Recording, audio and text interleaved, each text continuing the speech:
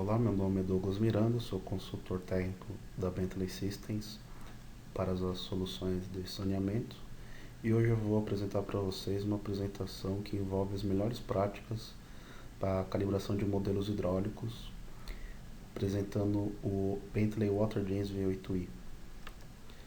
Resumindo a apresentação, trataremos primeiro os aspectos básicos da calibração, seguido de algumas dicas de calibração e alguns problemas que costumam acontecer durante esse processo. E também vou mostrar o uso do WaterJet para calibração tanto manual quanto automatizado usando o Darwin Calibrator. Bom, começando pelos aspectos básicos da calibração, ela tem como objetivo o ajuste de parâmetros hidráulicos do seu modelo, como rugosidade, demanda, configuração de válvulas, curva da bomba, sempre comparando com dados de medição de campo. Então, esse caminho que é de mão dupla falando de uma maneira bem sucinta, a calibração. Por que calibrar? Então, os técnicos na área de hidráulica, na área de operação de redes, buscam a calibração para ter uma visão melhor do seu sistema, para ter uma maior confiança, para você ter um embasamento consistente do seu modelo para tomada de decisões tais que envolvem muito dinheiro, pois a calibração sempre tem um envolvimento de dinheiro, como quero calibrar para diminuir gasto de energia ou diminuir perdas no meu sistema. Então, quanto mais preciso é meu modelo, melhores são as minhas decisões e maiores são os retornos financeiros. E a modelagem, muita gente pensa que é o fim, mas na verdade a modelagem é o meio. O fim é você ter o modelo e ele calibrado. Então, quando você termina de modelar, não é o fim. Você tem que ter a calibração para deixar o seu modelo sempre preciso. E a calibração não é um evento pontual.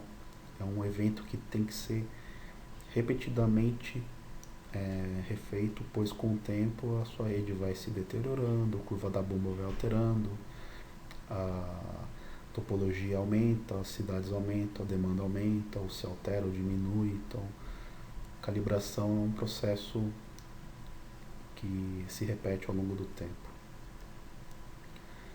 Tipos de calibração. Tem dois métodos, dois tipos, que são o estático e o dinâmico. No estático é quando você tem um modelo e ele não varia com o tempo, é uma simulação de um determinado período do seu dia. Então ele é muito importante. Sempre você parte do estático para ir para o dinâmico. Não existe você modelar dinamicamente sem passar antes por uma calibração estática para ajustar o seu coeficiente de Reis-Williams, que normalmente são dados teóricos e você precisa ter a calibração com medição de campo para obter a sua rugosidade mais próxima da realidade. E no dinâmico é para você fazer a comparação de variação de parâmetros hidráulicos, como pressão, nível de reservatório e vazão ao longo do tempo. E tudo isso comparando com dado de campo.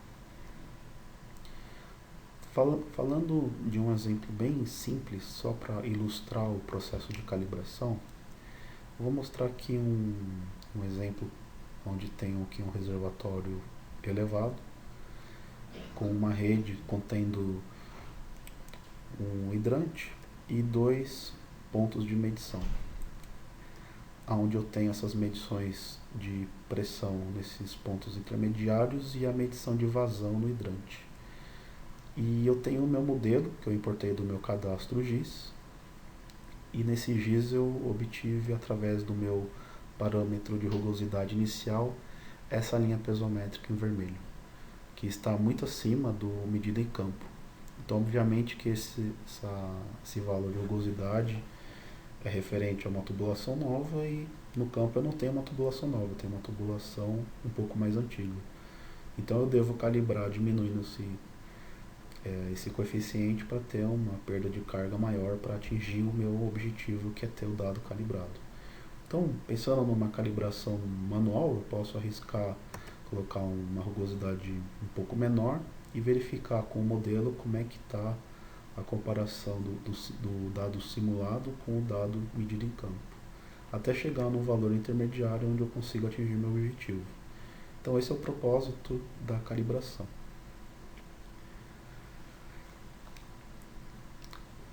Falando de calibração em modelos estáticos, com um pouco mais de detalhe, eles são muito importantes para fazer calibração utilizando como base testes de abertura de registro, de válvula e de hidrante.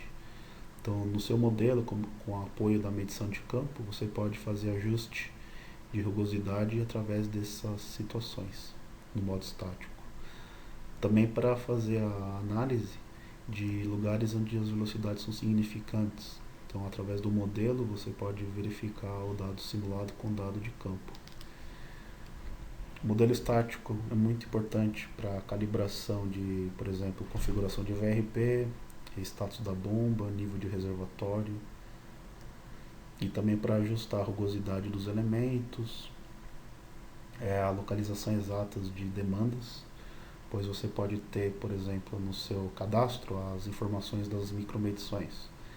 Mas será que suas micromedições estão certas, estão nos locais certos? Ou será que o meu cadastro não teve alguma demanda que não foi computada? Então, através da calibração do modelo estático, você consegue aumentar a qualidade das informações de demanda, além de melhorar a localização de grandes consumidores. Você consegue ajustar onde que tem válvulas fechadas no campo para colocar no modelo da mesma forma. Análise de conectividade, ou seja, análise de topologia, onde você tem uma rede que está desativada e no modelo está ativada, você consegue fazer a correção topológica e ajuste de curva de bomba. Você pode fazer a calibração do modelo estático manual, que é um pouco do que foi feito no exemplo anterior, do perfil, onde você tem um ponto fraco que é o tempo. Você vai fazer um ajuste por tentativa e erro, consome um pouco de tempo, mas em contrapartida é um método bem sensitivo, então é muito bom para análises onde precisa ter um pouco mais de sensibilidade. No WaterJeans temos o Darwin Calibrator, que serve para automatizar esse processo.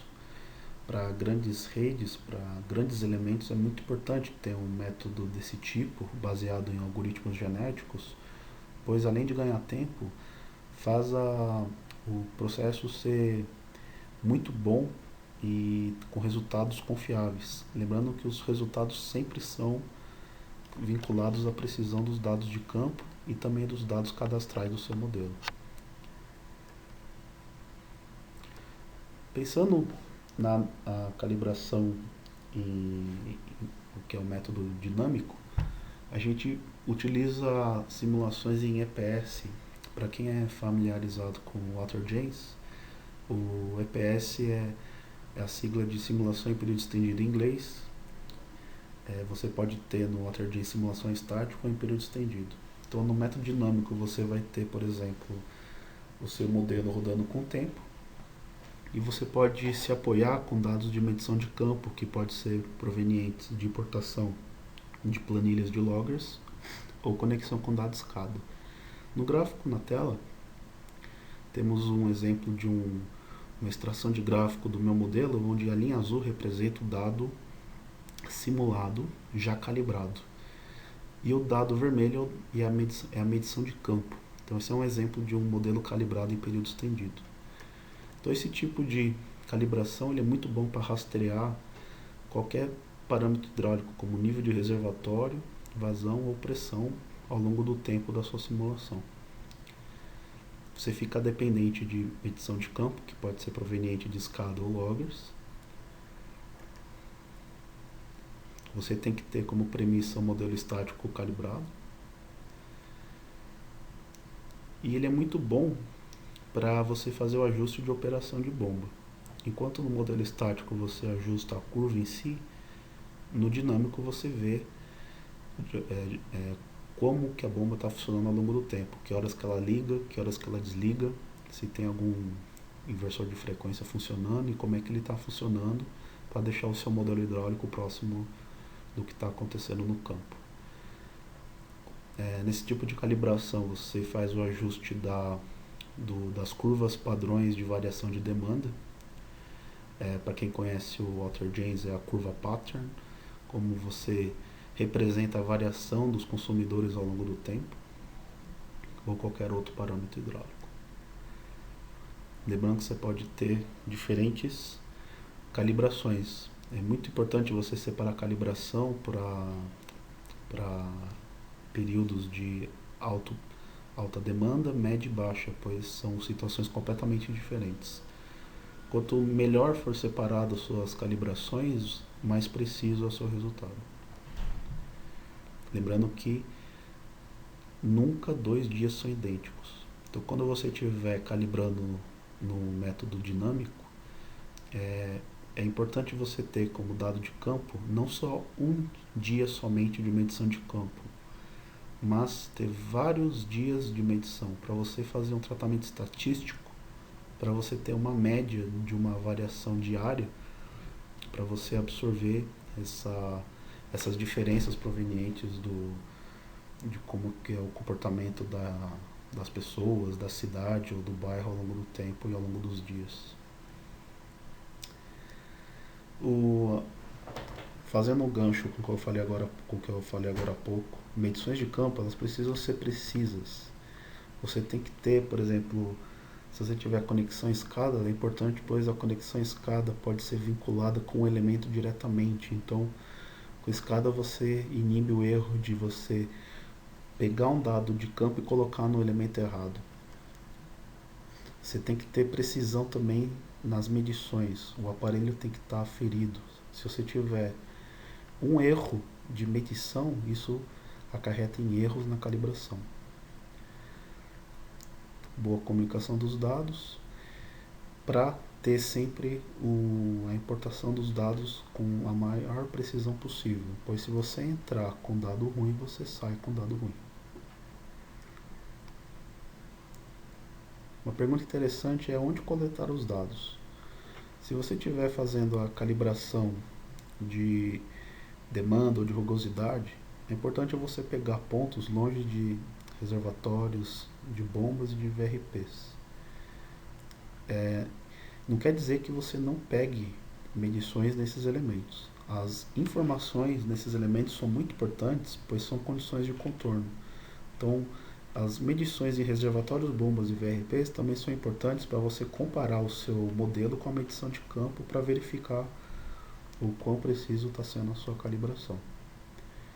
Então, se possível, colocar os loggers ou as conexões de medição perto dos nós do modelo.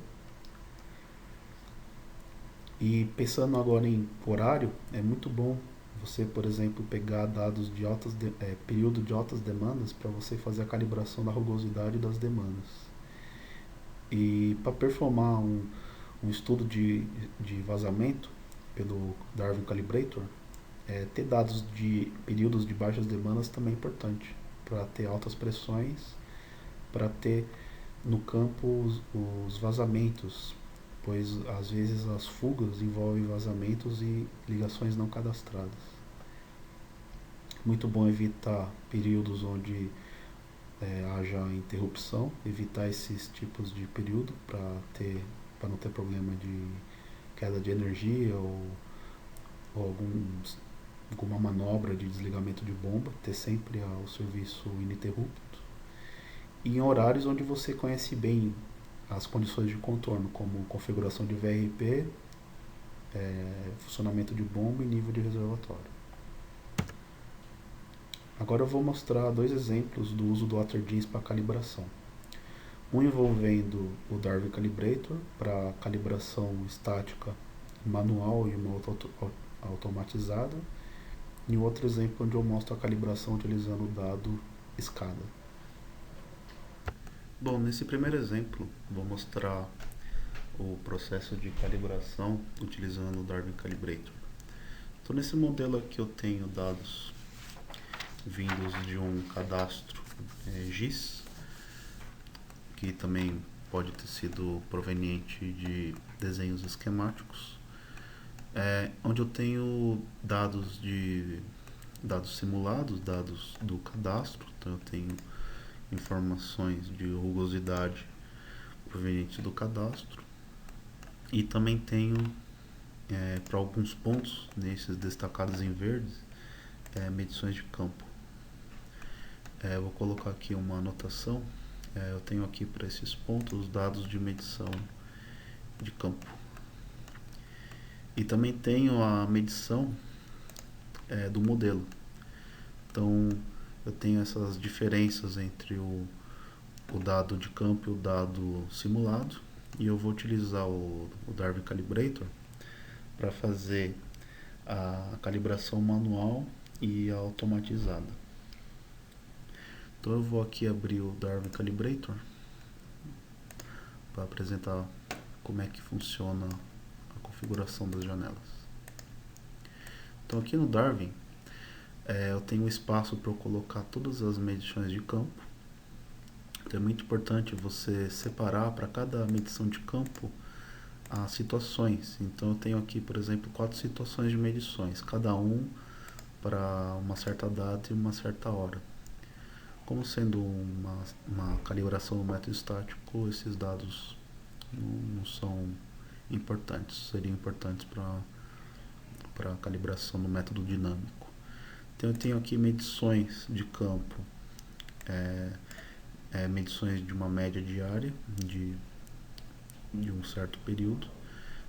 Tem medições de alguns pontos, que são aqueles medidos representados na cor verde. Tenho medições de cota pesométrica, e para a bomba eu tenho dado da medição. Eu também tenho medições de um ensaio feito em campo de descarga em 2 pontos. E para cada um dessas situações eu tenho o ajuste da abertura desses 2 registros.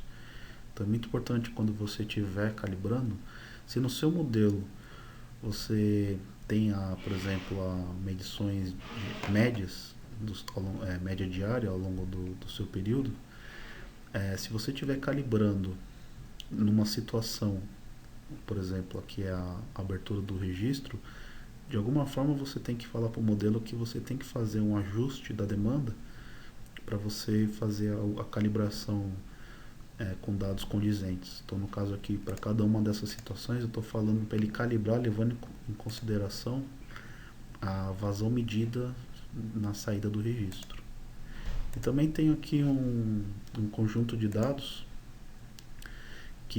onde foi constatado uma falha no logger. Então eu vou calibrar, só que eu não vou usar essa fonte de dados.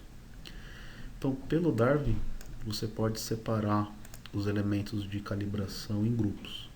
Então, pensando na calibração da rugosidade, você pode dividir em grupos. Aqui no caso eu estou separando em grupos em função do material. Isso vai depender da precisão do seu cadastro GIS.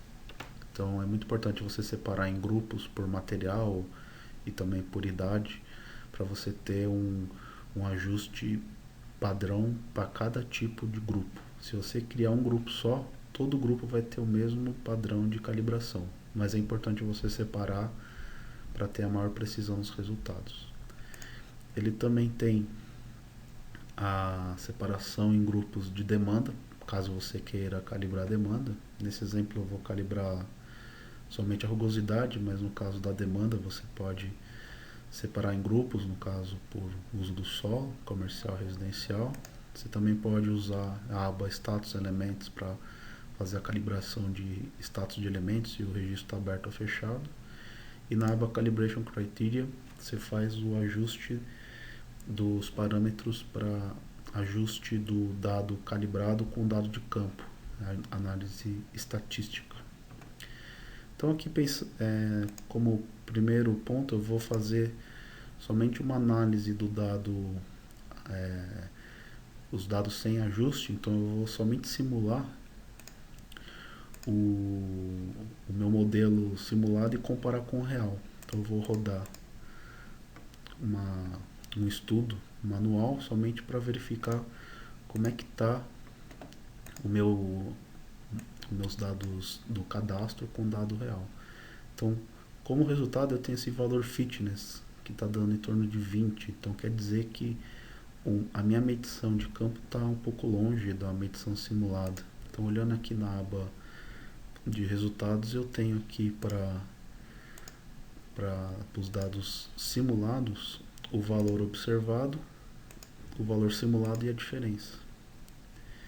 Então, com esses dados eu posso fazer uma comparação e de uma maneira mais fácil eu posso pedir para o Darwin Calibrator plotar o gráfico de correlação, que ele faz essa linha onde eu comparo o dado observado com o dado simulado. Quanto mais próximo os pontos da linha azul, mais preciso.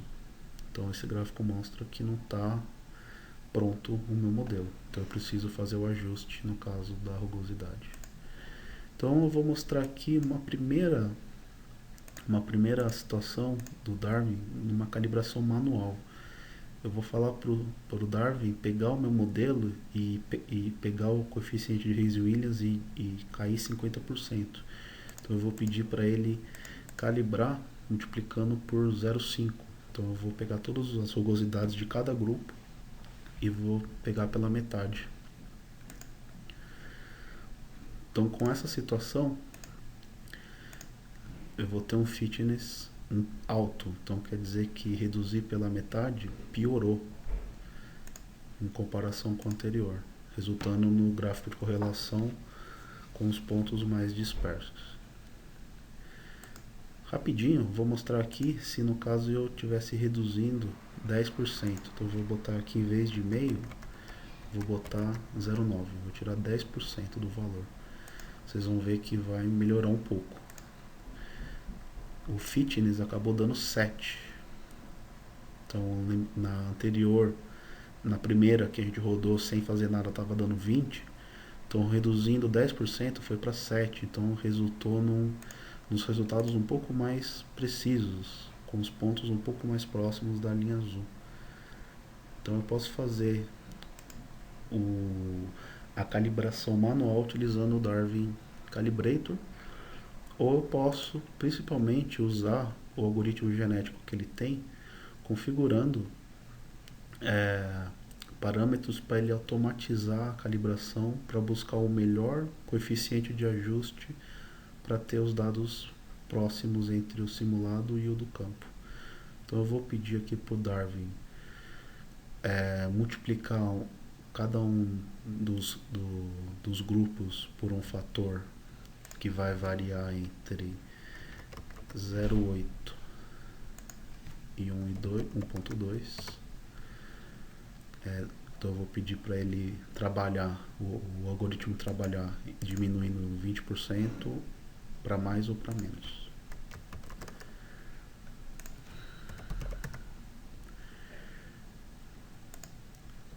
No Field Data, vou configurar para ele usar somente 3 dias daquela lista. Eu não vou usar aquele dia que tem a falha. Então eu vou pedir para ele calibrar. O algoritmo genético é um processo iterativo, e aqui ele me dá, eu posso listar quantas opções que eu quiser. Então no caso eu pedi 8 soluções, que tem como dado fitness o menor 4. Então esse foi o melhor resultado obtido pelo algoritmo para essa situação. Então, parênteses, a 8ª solução é bem próximo do primeiro caso, em torno de 20 no fitness. Estou pegando como exemplo a primeira situação. Ele encontrou como resultado esses valores de dado simulado, com essa diferença. Então, usando o dado de correlação, eu tenho valores próximos da linha azul. Então esse é o método automatizado de calibração. E eu posso pegar qualquer um desses resultados e exportar para um cenário do modelo. Para quem conhece o WaterGenes, você pode ter inúmeros cenários dentro de um arquivo. Então cada alternativa calibrada vai gerar um cenário. Então eu vou poder comparar no meu no meu arquivo o dado antes de simular e depois. Nesse outro exemplo eu vou mostrar como que a utilização de dados SCADA pode ajudar na calibração de um modelo em período estendido.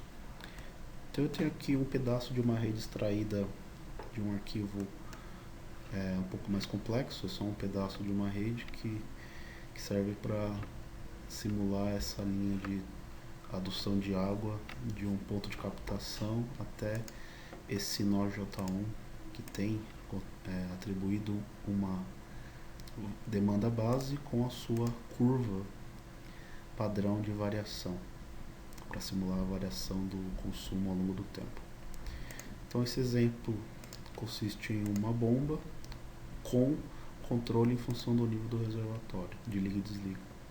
Então eu vou abrir aqui a ferramenta SCADA Connect, que serve para importar e conectar o seu modelo com dado de medição de campo que pode estar vinculado com um repositório que pode ser desde um arquivo Excel até uma conexão em SQL Server.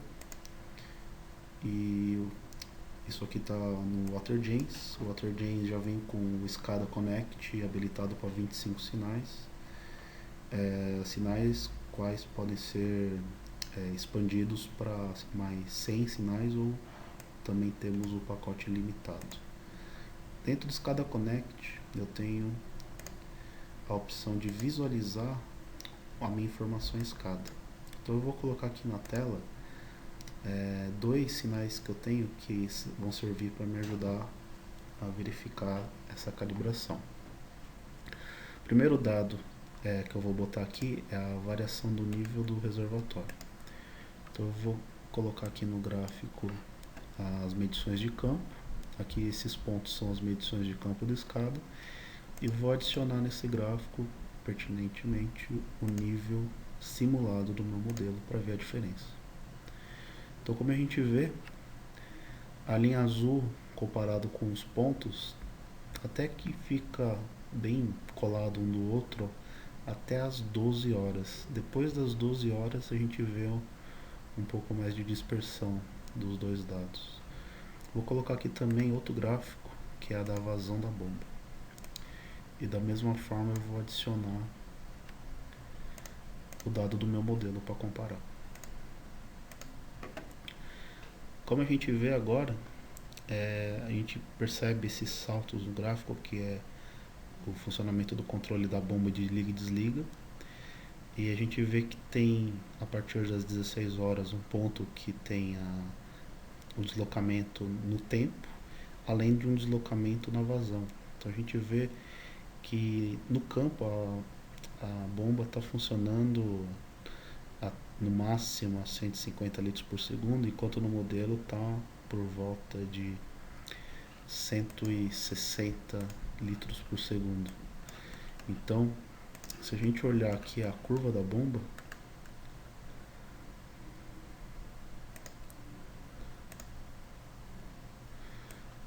a gente olha que no modelo, nesse instante, ele está trabalhando com 150 litros, mais ou menos. Então o que a gente precisa fazer é colocar o meu modelo com mais perda de carga, pois na realidade o meu sistema está trabalhando com uma vazão menor. Então se a curva da bomba se o ponto de funcionamento da bomba precisa estar mais para baixo, quer dizer que eu preciso aumentar para a esquerda esse ponto, ou seja, se eu diminuo a vazão, eu tenho que aumentar a carga da bomba. Então eu tenho que aumentar a minha perda de carga no sistema. Então, como primeira tentativa, eu vou fazer uma calibração da rugosidade, admitindo como suposição que no meu modelo meu tubo está muito liso. Por exemplo, aqui no meu modelo está com 130 de Reis-Williams. Então eu vou fazer um teste, eu vou simular com 110 e vou rodar o modelo. Vamos ver o que acontece. Rodando com 110, eu vejo que as linhas, tanto do nível do reservatório quanto da bomba, ficaram unidas, aparentando uma calibração muito bem feita. Porém, não é a realidade. Se eu ativar o meu outro sinal, que é a medição da piezométrica na descarga da bomba,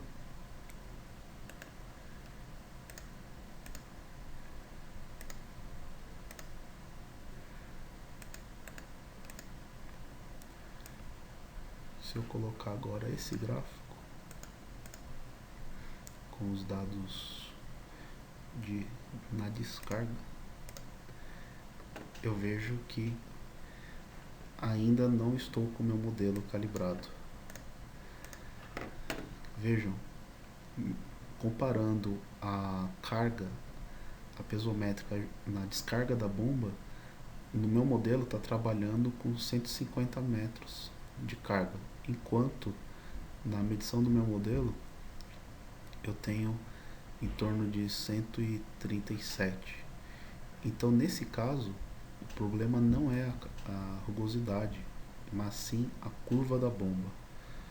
Em muitos casos, você começa a modelar o seu sistema com curvas de bomba disponibilizadas pelo fabricante.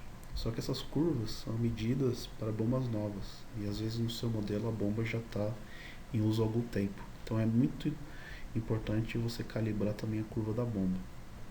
Nesse gráfico, estou mostrando em azul a curva da bomba deste caso e em laranja os pontos coletados via escada da vazão e da carga para diversas situações de vazão. Então é muito importante você usar o dado escada para coletar essas medições de bomba para fazer a calibração da curva. Então, utilizando planilhas, eu me apoiei da interpolação por curva exponencial para achar que essa linha verde é a curva calibrada do sistema, a curva da bomba. Então eu vou colocar essa curva dentro do meu modelo e vou simular um novo cenário com essa curva nova. Então, voltando aqui no meu modelo, para quem conhece o WaterJeans, eu consigo modelar dentro do mesmo arquivo diversos cenários. Então eu configurei aqui um cenário chamado real, aonde eu coloquei a curva da bomba real, comparado com a bomba da fornecedora de bomba. Então, eu tenho aqui no meu arquivo as duas curvas e no meu modelo real eu utilizei o dado da bomba. Então eu vou rodar aqui o modelo agora com a curva da bomba calibrado através do dado escada e vamos ver como é que se comportam os dados do meu modelo. Então eu vou adicionar aqui no gráfico o meu cenário real. Então eu vejo que continuou grudadinho aqui, no caso aqui é o gráfico da variação da vazão na bomba. Vou adicionar aqui também na curva da variação do tanque o meu cenário real. E por final vamos ver se a curva de variação da piezométrica na descarga se ficou agora melhor. Ótimo. Então, com a alteração da curva da bomba, eu tenho o perfeito acompanhamento dos dados do modelo simulado com o dado do medição de escada. Espero que essa apresentação tenha te ajudado. Agradeço sua participação.